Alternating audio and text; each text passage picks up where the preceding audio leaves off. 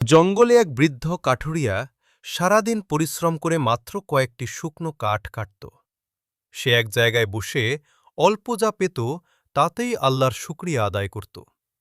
এক রাজপুত্র সেখান দিয়ে যাচ্ছিলেন।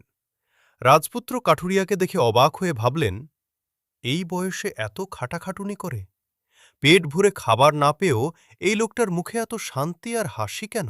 রাজপুত্র কাঠুরিয়াকে গিয়ে বললেন, বৃদ্ধ হে, তুমি কি জানো না আমি রাজপুত্র? তুমি চাইলে আমি তোমাকে রাজপ্রাসাদে আরামের জীবন দিতে পারি। তুমি কেন এই কষ্টে আছো?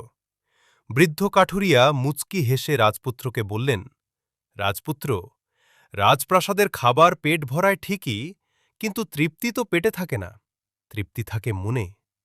আল্লাহ আমাকে যা দিয়েছেন তাতে আমি পৃথিবীর সবচেয়ে ধনী মানুষের চেয়েও শান্তিতে আছি। রাজপুত্র সেদিন বুঝতে পারলেন, অঢেল সম্পত্তি মানুষকে শান্তি দেয় না, শান্তি আসে আল্লাহ যা দিয়েছেন তার উপর কানাত বা সন্তুষ্ট থাকার মাধ্যমে।